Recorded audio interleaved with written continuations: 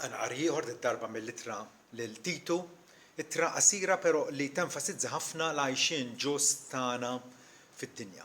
U naqraw minn kapitlu 2 vers 11 il qudiem. Għax il-grazzja t'Alla li ġġib is-salvazzjoni deret lil bnedmin kollha. Tħarriġna sabiex niġħdu l-empjetà u l-passjonijiet mondani, ngħixu sensibbilment, ġustament u pjetożament fi żmien preżenti, aħna nistennew it-tama mbierka. Il-manifestazzjoni glorjuża tal-Alla l-Kbir ossija is-Salvatur tagħna Ġesu Kristu. Li jtalli l-nifsu għalina sabiex jifdina minn kull illegalità u jippurifika għalih innifsu poplu bħala possess tiegħu, imħeġġeġ għall-opri tajba. Dan ħwejjeġ tkellem u eżorta u jikkonvinċi b'kull awtorità tħalli l-ħadd mi jiddisprezzak. Amen. Rodolak ħajm issir tal-li inti bħalma għamilt ma' Mosè ħbejtu fil-xaq tal-blata, għaddejt qudiemu u rejtu l-glorja tiegħek, hekk ukoll inti għamilt magħna u iktar, għax inti urejtna lill-istess ibnek Ġesu li huwa l-xbija perfetta tiegħek. Grazzi missier tal-li bil-fidi aħna narawh, aħna nitaxqu fih u iva rridu nobduh. Aħna nifmu u aħna persważi l-koll kemm aħna li l-aktar ħaġa importanti għalina hija li nisimgħu kelmtek u nobduha. U nittraduċuha f'għajxien ġust illi joġob lilek. U għalhekk nitolbuk malaj biex tagħtina illi bil-fidi nisimgħu u għatina wkoll illi kuljum b'dedikazzjoni ngħixu fil-preżenza tiegħek għal ġieħ u l-glorja ta' ibnek Ġesu. Amen. Il-ġimgħa l-oħra l-aħwa bdejna biex nitkellmu dwar motivi jew xi għanqalna biex aħna attwalment ngħixu ħajja ġusta quddiem Alla. Il-dusija hija l-ambizzjoni ta' kull Kristjan li huwa mimli bl-Ispiritu Santu, kontrollat mill-Ispiritu Santu, tajjeb, l-Ispiritu Santu imexxina biex aħna aktar ma jmur, aktar insiru nixbħu lill-imgħallem tagħna illi ħabna. Bdejna biex rajna li Alla ippredestinana minn qabel ma ħalaq id-dinja, jafna u attwalment sejħilna appuntu biex inkunu għaddisin u bla teba qudiemu fl-imħabba. Rajna wkoll li Alla huwa missierna, hija xi ħaġa naturali għalina li aħna nobduh il-Alla għax huwa missierna u introduċina fil-familja tiegħu. Ukoll nifmu illi aħna rridu noġbuh. Bħalma Alla tagħna il-don tiegħu li ma jtfissirx bil-kliem l-istess ibnu, hekk issa aħna inwieġbu għal din l-imħabba billi inħobbuh lura, billi noġbuh f'kull ħaġa li nagħmlu. Ukoll rajna illi rridu nkunu reċipjenti notfa. U ċoħe, għodda fidejn Alla, għodda qaddisa biex Alla jinqeda bina ħalli iwettaq l-għanijiet tiegħu f'din id-dinja. Ukoll rajna li rridu ngħixu ħajja qaddisa biex nevitaw il-disciplina paternali tal-Alla. M'għandux għalfejn Alla isawwatna biex nobdu, anzi, ħankunu b'dispożizzjoni minn quddiem biex attwalment nobduh għaliex dan huwa l-privileġġ kbir tagħna. U wkoll biex talbna jinstema'. Alla ma jismax it-talb ta' dawk li qegħdin jgħixu fid-dnub jew qegħdin jgħixu f'kompromess mal-ħażen, imma l-għaxqa tiegħu hija li jisma' t-talb tan-nies ġusti tiegħu. Illum ħanaraw 3 motivi oħra. Ħafna motivi fl-Iskrittura qegħdin nażlu l-aktar prominenti u waħda minnhom hija din. Nifhmuha lkoll illi hija x-xewqa fina illi ħaddieħor li għadu barra, li għadu mhuwiex fis-saltna tal-Alla narawh bħalna u magħna jifraħ fis-salvazzjoni illi Alla provdilna. Però biex jiġri hekk irridu il-ħajja tagħna tkun konsistenti, tkun taqbel mal-Vanġelu li aħna ilqajna. Il-Vanġelu isejħilna kemm għal maħfra kif ukoll għal għajxien ġust. U allura jekk nixtiequ naraw li l-infidili jersqu lejn Kristu, tajjeb, iridu jaraw il-ħajja mifdija tagħna kif aħna attwalment iva differenti minn nies oħra il għaliex l-Ispirtu tal-Alla qiegħed jammar fina u qiegħed jipproduċi l-frott tiegħu fina. Apparti x-xhieda verbali, rridu iva nużaw id-diskors, rridu nispjegaw x'inhu l-Vanġelu. Però jekk m'hemmx dik il-ħajja mifdija il wieħed jista' jara, tifhem, ħajibqa' mhux konvint. Ħajibqa' illi jgħid illi intom għandkom ir-reliġjon tagħkom, aħna għandna tagħna, ħbib konna u mija nibqgħu, però jekk jara dik il-ħajja trasformata, dik il-ħajja qaddisa, imbagħad hemmhekk iva wieħed jitħajjar aktar u aktar. Difatti Pietru meta indirizza lin-nisa li kienu miżżewġa ma' irġiel mhux konvertita, qalilhom intom in-nisa kunu sottomessi għall-irġiel tagħkom stess, sabiex anke jekk xi wħud minnhom ma jobdux il-kelma, ikun jistgħu jintrabħu mingħajr diskors bl-imġiba tan-nisa tagħhom huma josservaw l-imġiba safja u rispettuża tagħkom. Meta mara insertat miż-żewġa raġel illi ma jemminx, raġel pagan ħansejħulu hekk, meta jara dik l-imġiba safja u rispettuża tal-mara aktar jitħajja. Però jekk dik il-mara qiegħda tgħix kompromess madnu bħalu, tajjeb, u mbagħad ħadd tmur tippritkalu u tevanġelizzah, x'effett ħadd fuqu? Xejn affatti, xejn affattu. Anzi, kważi aktar jitbiet lem.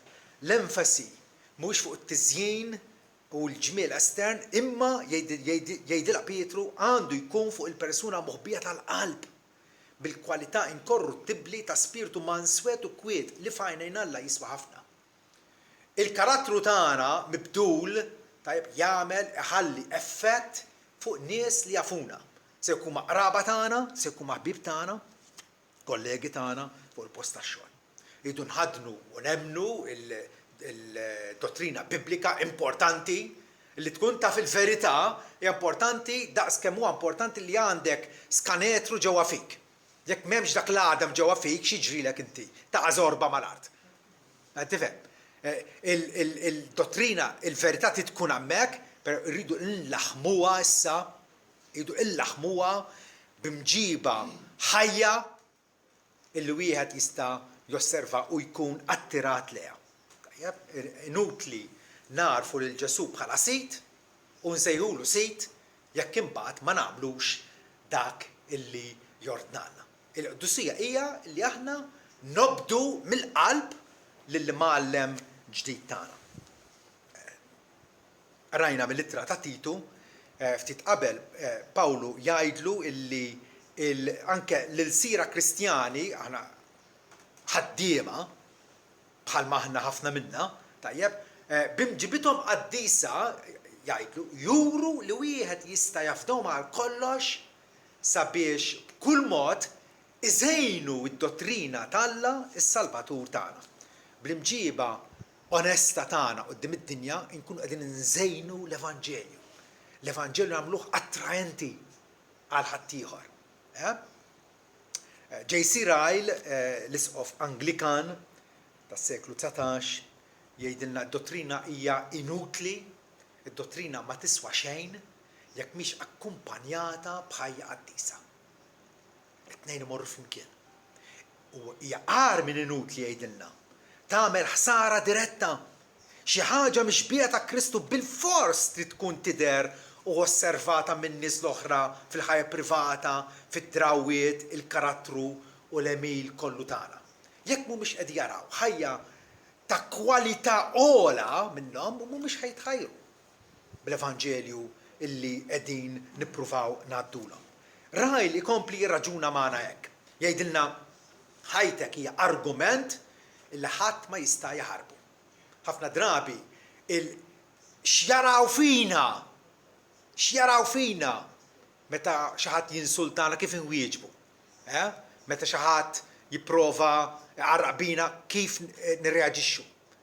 Dak il-karattru huwa wisq aktar konvinċenti mis-sempliċi diskors li aħna nistgħu ngħaddulhom. Rajl jgħid hemm tifsira dwar il-qdusija li mqar in-nies bla skola kapaċi japprezzaw, forsi ma jifhmux id-dottrina dwar il-ġustifikazzjoni bil-fidi. Iżda żgur jifhmu l-imħabba. Jekk aħna nies li kapaċi nħobbu l-ħaddieħor, dik jifhmuha. Nemmen li ssir ħafna iżjed ħsara minn Kristjani profani u inkonsistenti milli huma konxi tagħha. It-tali bnedmin huma fost l-aħjar alleati ta' Satana. Iżarmaw b'imġibithom dak li l-predikaturi tal-Vanġelu jibnu b'xoftihom. Iġelu r-roti tal-karru tal-Vanġelu iduru bil-lajma. Jissupplixxu lill-uliet id-dinja b'skuża biex jibqgħu kif huma. Jekk wieħed tajjeb li għadu mitluf u lilek qed jarak prattikament moralment bħalu b'wieħed ieħor, qed tih skuża tajba biex jibqa' kif inhu. U jgħid li r-reliġjon hija sempliċement reliġjon aljenazzjoni mill-ħajja. Imma jekk il-fidi tiegħek qiegħda tibdlek, qiegħda tagħmlek aktar utli li kapaċi tħobb u taħfer mill-qalb, hemmhekk iva il-bniedem kapaċi jkun attirat leha. Dejjem ovvjament bil-operazzjoni tal-Ispiritu Santu. Jekk il-Vanġelu ma jibdilniex ħajjitna mill-qiegħ minn issa stess, x'iswielna? X'iswielna? Samuel Chadwick jappellana u jgħid l-Ispiritu Santu ma jistax jikkonkwista, ma jistax jirbaħ id-dinja bl-inkredulità tagħna. Lanqas mu se jsalva d-dinja bi knisja mondana, bi knisja li ġib ruħha bħal-bqija tan-nies.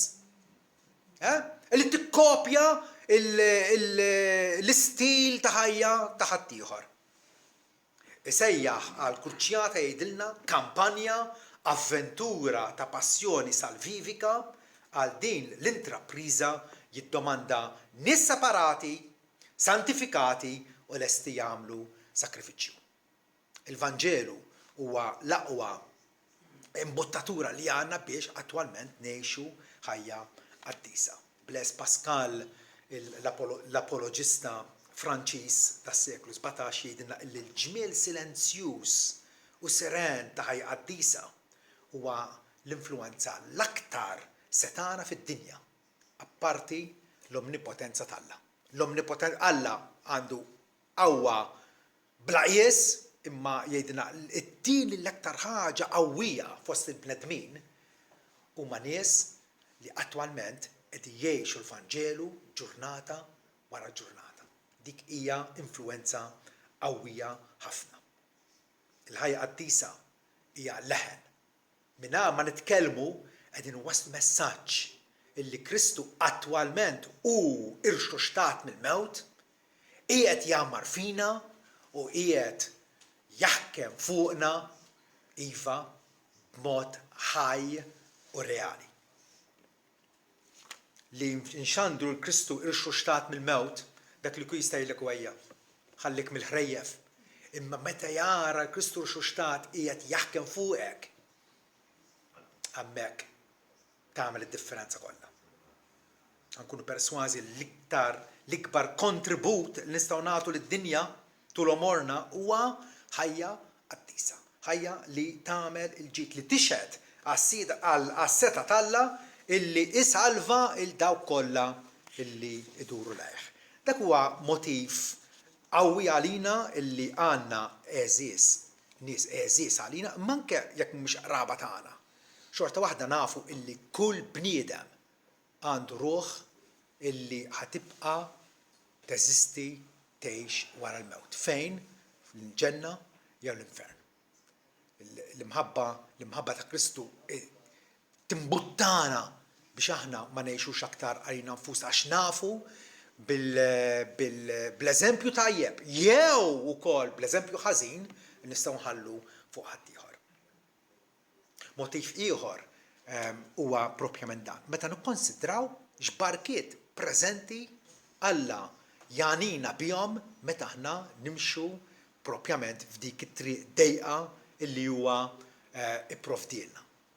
X'barkiet preżenti. Alla ta' bilħaq ibierek lil uliedu minn issa stess hekk kif huma jobduh. Il-Kristjan huwa mwiegħed il-ħajja eterna minn issa, għandna din il-ħajja eterna, imma Ġesu oltre minn hekk iwiedna wkoll ħajja ta' kwalità. U sejħilha ħajja bil-kotra, ħajja bl-abbundanza, mhux sempliċement qed teżisti u tqum filgħodu tmur għax-xogħol isek zombi, tmur id-dar taħħasel u tiekol torqod tmur għax-xogħol. Hija għalkemm fiha monotonja però hija ogħla minn hekk. Għax hija ħajja f'intimità, f'xirka, fil-qrib ma' Alla l-imbierek. Ħajja ta' kwalità, ħajja kif Alla irridna illi nesperjenzjawha. Pietru infatti fl-ittra tiegħu jgħidilna illi m'għandniex impattu ħażen għal ħażen jew insult għal insult, imma l-kuntrarju bierku għax għal dan kontum sejħin sabiex tirtu barka. Meta aħna nobdu l-Evanġelju nirtu barka. Għax min irid iħobb il-ħajja u jara jiem tajbin ħajwaqqaf il-siru mill-ħażen. L-ewwel ħaġa. U xafteħ milli ma jitkellmux ħjiena jew ingann u ħajdur mill-ħażen u jagħmel it-tajjeb, ħajfittax isliem u jsegwih għax għajnejn il-mulej huma fuq il-ġusti. U id-dnejħ attenti għal petizzjoni tagħhom. Imma wiċċ is-sit huwa kontra dawk li jagħmlu l-ħażen. Trid illi jkun hemm it-bissima talla fuq ħajtek u tkun taf konxjament illi Alla għandu pjaċir bik għax mhux biss ħafrlek, imma issa qed turi apprezzament għal dik il-barka. Alla jbierkek għall-ubbidjenza tiegħek. Pereżempju, jbierkek bil-ferħ tiegħu. Għaw xaħat minna li jixtieq ikun dejjem qalbu sewda? Le. Kollha kemm aħna. Ma tixkun għaraf dik, kollha kemm aħna nixtiequ nkunu ferħanin, ma bliema ferħ. Blola ferħ, blaħjar, bliprem ferħ illi jeżisti, il-ferħ ta' Kristu fina. Hemm ħafna tipi ta' ferħ fix-xorb, pereżempju, fl-immoralità, dawn affarijiet kollha jistgħu iferħu kal ftit, però mbagħad hemm it-tingiża tal-mewt fihom. Il-ferħ li jagħtina Kristu ċertament ma jiddiżappuntanix. Dal-ferħ huwa marbut sfiq huwa miżżewweġ ma' ħajja ubbidjenti. Min jobdi u issibu bniedem ferħan, min ma jobdix ma jistax ikun ferħan. Hija daqshekk sempliċi. Jekk iżommu l-kmandamenti tiegħi, jgħidilna Ġesu, se tibqgħu fl-imħabba tiegħi. Bħalma jien żammejt il-kmandamenti ta' missieri u nibqa' fl-imħabba tiegħu. Qedtilkom dal-ħwejjeġ qed ngħidilkom ġifieri biex tobduni, tosservaw l-kmandamenti tiegħi biex il-ferħ tiegħi jkun fikom u biex il-ferħ tagħkom ikun mimli. Mhux sempliċement żewġ qatriet fit-tazza, imma hija tazza imfawra, ħajja imfawra bil-ferħ. Din hija l-weda ta' Ġesu. Illi rridu nippruvawha iva, nesperjenzjawha minn ġurnata l-oħra, hekk kif aħna bibżulija, b'impenn, dedikazzjoni infittxu li nobduh f'kull ħaġa, f'kull qasam, f'kull ħin u l-ferħ tiegħu jkun fina. Il-ferħ tiegħu ikun fina. Jerry Bridges, awtur li kiteb ħafna dwar il-dusija, ħallina dal-aħħar, jgħidilna, rridu nrawmu fina il-konvinzjoni illi ir-rieda talla l-infittxu l-dusija. Avolja dal-impenn jista' jinkludi fih uġġieħ u saram. U jeħtieġ inkunu konfidenti illi x-xenqa u t-tfittxija għal ħajja ikkonsagrata tirriżulta fl-approvazzjoni u l-barka talla imqar meta ċirkostanzi jidhru mod ieħor. Ġifieri imqar meta taqa' f'diffikultajiet minħabba l-ubbidjenza tiegħek, Jerry Bridges qed jgħidilna u għandu mit-raġun illi iva l-approvazzjoni bissima talla tkun fuqek. Alla pjana l-ħajja nisranja biex tkun ħajja ta' ferħ. Mhux dieqa u strapazz. L-idea li l-qdusija hija assoċjata ma' dispożizzjoni mqarsa hija karikatura tal-artib. hija l-verità mawġa kemm jista' jkun. Jekk ħampenġu jew naħsbu illi ħajja Kristjana iddedikata lil Alla hija ħajja ta' dwejja. Għall-kuntrarju. Għall-kuntrarju. Difatti l-oppost huwa l-verità jgħidilna Bridges. Dawk kollha li jimxu fil-qdusija jesperjenzjaw ferħ ġenwin. Min fejn ġabet l-idea Bridges qiegħed jivvinta minn moħħu? Lanqas xejn. L-Apostol Pawlu jgħidilna illi l-saltna Alla mhix affarijiet ta' ikel u xorb, x'nista' nakkwista issa u fl-immedjat u li nista' mmiżbidejja. Mhix kwistjoni ta' ikel u xorb, imma ta' ġustizzja, ferħ u sliem fl-Ispiritu Santu. Iva, salta Alla hija kwistjoni ta' ġustizzja, għajxin ġust quddiem Alla, li mbagħad jirriżulta ferħ u sliem fil-qalb ta' dak l-individwu. Darb'oħra, anke l-Apostol Pawlu ma vvintajjiex u dejn. Il-għaliex anke David jerġa' wisq qablu jgħid f'Salm 16 illi fil-preżenza tiegħek jgħidlu lill-Alla, fil-preżenza tiegħek hemm il-milja tal-ferħ. Quddiemek hemm pjaċiri għal dejjem. Irridu nkonvinċu ruħna illi iva Alla huwa s-sors, Alla huwa l-għajn ta' kull barka u ferħ. Meta Ġesu jirritorna u jifred lil bnedmin f'żewġ kategoriji ta' nies, il-ġusti u l-inġusti, in-naġ u l-mos, il-dawk fuq l-eminja tiegħu xejdilhom itlu fil-ferħ ta' sidkom. Itlu fil-ferħ ta' sidkom. Dak il-ferħ jibda minn hawn imma jasal fil-milja tiegħu imbagħad fis-saltna eterna tagħna. Il-ferħ mhux biss jirriżulta minn ħajja qaddisa, imma hemm sens ieħor li fih il-ferħ ta' sidna mbagħad jidħol fina. Itlu fil-ferħ ta' sidkom. Meta nipprattikaw il-dusija sinċerament bil-fatti, imbagħad mhux biss il-ferħ nġarmu wkoll is-sliem. Is-sliem. Id-dinja twerżaq għas-sliem. Politiċi, counselors, kulħadd irid islim, kulħadd irid jgħix b'dik iċ-ċerta sens ta' tranquillità, ta' serenità, ta' sħuħija fih innifsu. U mhux iħossu maqsum u mtertaq. Vera? Is-sliem inħobbuh, irriduh. Imma kif jgħid Iżajja, m'hemmx sliem għal ħżiena. M'hemmx sliem għal ħżiena. Huma n-nies ġusti. In-nies li prattikament ġurnata wara ġurnata qegħdin jgħixu għal glorja tal-Alla. Dawn huma n-nies illi igawdu s-sliem. Pawlu fil-Filippin jgħidilna kull ma tallimtu u rċivejtu u smajtu u rajtu fija, Pawlu kien modell għalihom x'jiġifieri tgħix ta' Kristjan. Kull ma rajtu u smajtu fija dan ipprattikaw u Alla ta' sliem ikun magħkom. Meta nimxu fil-modija tal-qdusija ingawdu sliem. Ingawdu sliem.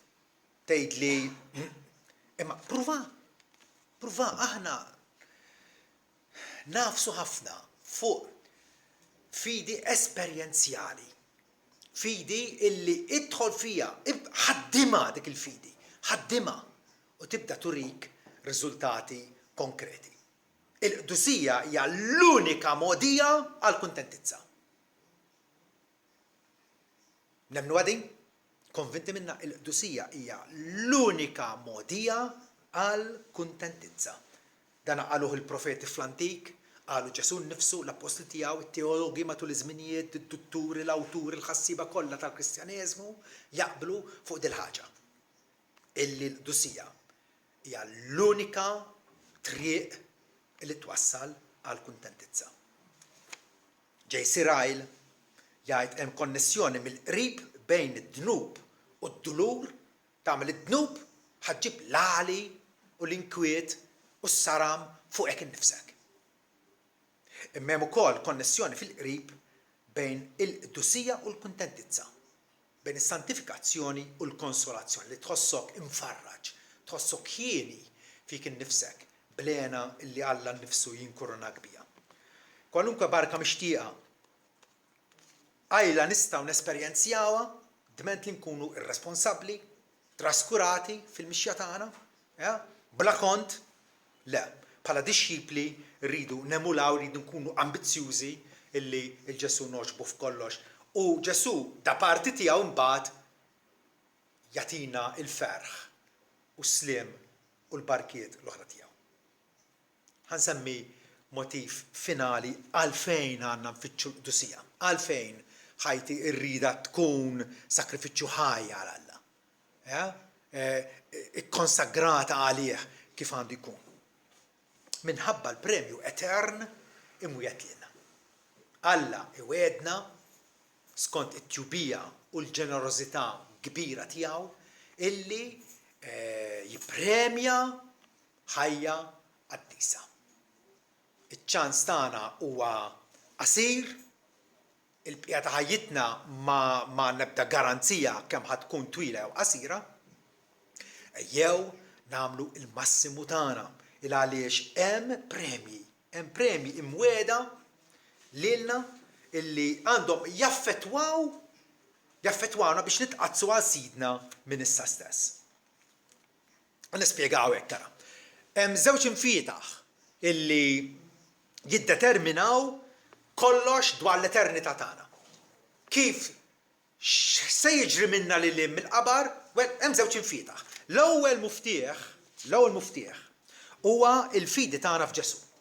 Jekk inti għandek il-fidi, jekk inti il-fiduċja tiegħek, jekk inti qed tiddependi għal kollox fuq Ġesu Kristu illi miet u kien rixuxtat għal ġustifikazzjoni tagħna, mela dak il-fidi hija ħasservi bħala ċavetta jew bħala muftieħ biex tiftaħlek il-bieb għal ħajja eterna.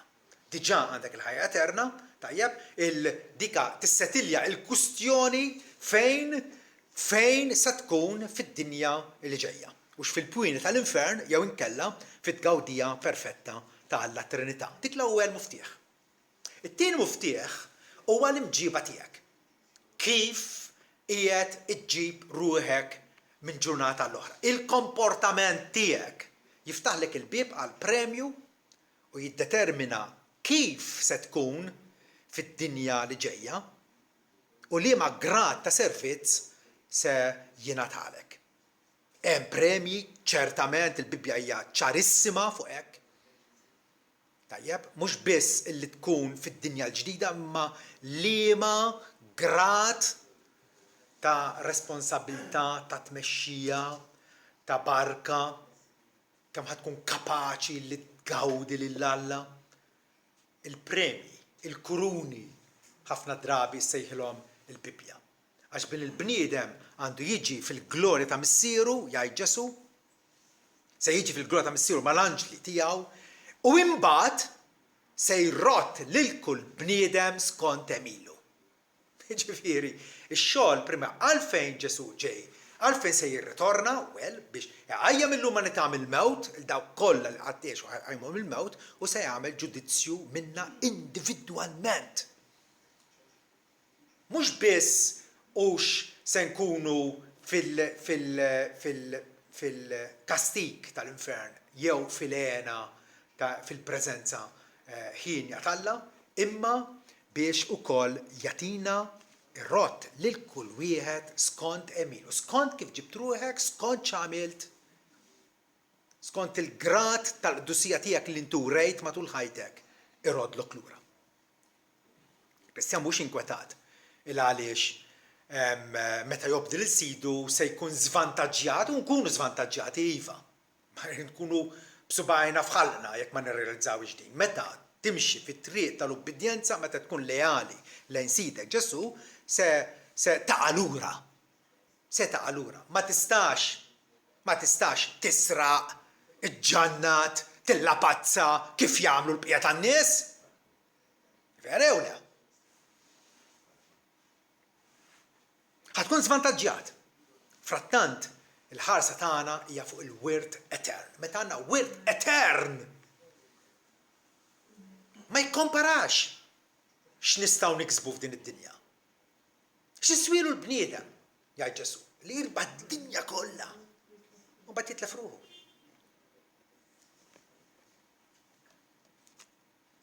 il-ħarsa tagħna, il-fissazzjoni tagħna hija fuq realtajiet eterni. U aktar ma nifissaw fuq realtà eterna, aktar insibuha faċli, aktar ħankunu motivati biex iva nobdu l-Ġesu sinċerament, nimxu warajh, nimitawh il-għaliex nafu illi Ġesu nnifsu jippremjana. Ir-rott lil kull bniedem skont eminu. Għaldaqstant, jridu nżommu din il-weda bħala għażiża lina. Li mhux biss nemmnuha imma hija għażiża lina li meta nagħmlu sewwa, eventwalment Alla li osserva kull ma jiġri fil-moħbi. Meta tagħti karità fil-moħbi, Alla jaf biha. Meta qed titolbu u tfittex xirka miegħu ta' kuljum, Alla jaf biha. Meta ssum, Alla jaf biha. Meta tagħmel ġid ma' ħadd ieħor, Alla jaf biha. Irrodlok fil-beraħ imbagħad, irrodlok fil-beraħ. Imqar meta inti mibgħud jew persegwitat minħabba il-fedeltà tiegħek lejn Ġesu, kapaċi titenna il għaliex taf li għandek premju kbir fis-sema. Aħna maħniex nies illi naraw sa xiber imneħirna, illi naraw sa fil-qrib, sa l-immedjat, imma nemnu illi Ġesu, kif qal Ġesu nnifsu, iroddilna mid-darba aktar. Dividendi kbar, il-sakrifiċċju li nkunu għamilna biex nsegwuh u l-ħniena nkunu rejna mal-foqra u ħwejjeġ oħra bħal dawn ikunu premjati. Ġesu hekk qal dak iż-żagħżugħ Ani li prova jikkonvinċih Ġesu illi isma' inti qed tgħid obdejt il-kmandamenti ma naħsibx da. Ħa nittessek daqsxejn. Mur bih kull m'għandek, agħtih il-foqra u jkollok premju fis-sema. Ma li ieħor, ovvjament, il-flus kienu l-idolu tiegħu. Ma Ġesu qal li iva dak li nagħtu anke lill-foqra ikollna premju għalih fis-sema. Nkunu premjati wkoll meta inservu bħala amministraturi fidili u tajba ta' Ġesu. Ġesu fdalna babbiltajiet, talenti, kapaċitajiet, risorsi, għandna l-ġid tagħna li mhuwiex tagħna finalment. Ġesu qed jafdah fidejna biex inħaddmuh għalih. Dawk li ħadmuh tajjeb u fedelment Alla jippremjhom. Anke l-iżgħar opri tagħna illi prattikament huma xejn Ġesu jgħid ma nitilfux il-premju tagħhom. Kull min jagħti tazz il-makiesha il-wieħed mill-iżgħar bid-dixxipli tiegħi. Tassew ngħidilkom ma jitlifx il-premju tiegħu. Anke meta inti tixxerja l-ħin tiegħek, it-talent tiegħek, it-teżor tiegħek biex tavvanza is-saltna tiegħu, Ġesu jgħid li nkunu ippremjati. Nkunu mħallsa darba minnhom jgħid fil-Luqa 14 vers 14 inkunu imħallsa fil-qawmien mill-mewt. Qed ikellimhom, isma' meta tagħmel pranzu, tista' dinx il-ħbieb tiegħek, il-qraba tiegħek, il imbagħad ħajpattulek. Ma stieden it-sopop, l-omja, il-magħtuba, għax dawn ma jistgħux ipattulek. Ma tkun premjat fil-qawmien tal-ġusti. Wow! Sa mhux qed jgħidilna ma nagħmlux barbecue mal-ħbieb u hekk ta' ġifieri. Le, meta tagħmel barbecue mal-ħbieb meta tagħmel xejn speċjali. Bl-istedintom għall-barbecue meta tagħmel xejn speċjali għax taf illi 15 oħra jistednuk huma. Dik maħabba? Le. Dik hija ċiviltà ta' bejnietna. Ping, pong. Ping, pong. Nagħtik ħaġa, tagħtina ħaġa lura u qegħdin ningwalaw flimkien. Imma meta tagħti xi ħaġa lil xi ħadd u taf li da b'ebda mod ma jista' jpattilek. B'ebda mod. Huwa wisq fqir, huwa forsi wkoll ignorant, ma japprezzax, mhux ħajrodlok u xorta tagħmillu l-ġid, Ġesu jgħid tkun ippremjat fil-qawmien tal-ġusti. Ovvjament kollox jiddependi u x'vera nemmnu il-kredu tagħna meta aħna ngħidu jiena nemmen fil-qawmien mill-imwiet fl-aħħar jum. Mhux vera. Għalhekk iridu noqogħdu attenti illi kull ma nagħmlu ikun aċċettabbli għal sidna, kif jgħid l-Apostlu Pawlu, aħna il-koll qed nidhru quddiem it-tribunal ta' Kristu sabiex kull wieħed minna jirċievi l-kompensa, nirċievu l-ħlas għal ħwejjeġ magħmulin fil-ġisem, Skont il-ħwejjeġ nkunu prattikajna kemm jekk tajjeb inkella ħażin. Skont ma tkun għamilt tirċievi il-premju jew anke titlef il-premju. Skont il-każ. David Jeremiah, awtur Kristjan, jgħid imissna nkunu nies qaddisa, ħerqana biex nagħtu merba lil sidna meta jirritorna, lesti f'kull mument ta' sejħa ta' trumbetta, nies tal-ottimizmu, biżla fl-evanġeliżmu, bidejna fuq il-moħħriet, għajnejna fuq il-premju. Wow, x'viżjoni dik, bidejna fuq il-moħħriet bħal dak il-bidwi qiegħed jistinka, qiegħed jaħdem, qiegħed jinvesti, għax dak huwa dik hija sejħa tiegħu u fl-istess ħin għajnejna fuq il-premju għax nafu li Alla tagħna ma jkdibx jekk iwiedna attwalment jonora dik il-wieda tiegħu. Ħa nantiċipaw dik il-feliċità inesprimibbli tas-sema. Meta nkunu mogħtija merħba fis-sema, Ġesu nnifsu immotiva ruħu fil-passjoni tiegħu jgħidilna li għal ferm qiegħed qudiemu sofra s-salib. Il-passjoni ma kienx pjaċevoli għal Ġesu għax xejn, imma kellu ferħ qudiemu għax kien jaf x'ħajkseb kotra ta' nies mifdija għal Alla missieru.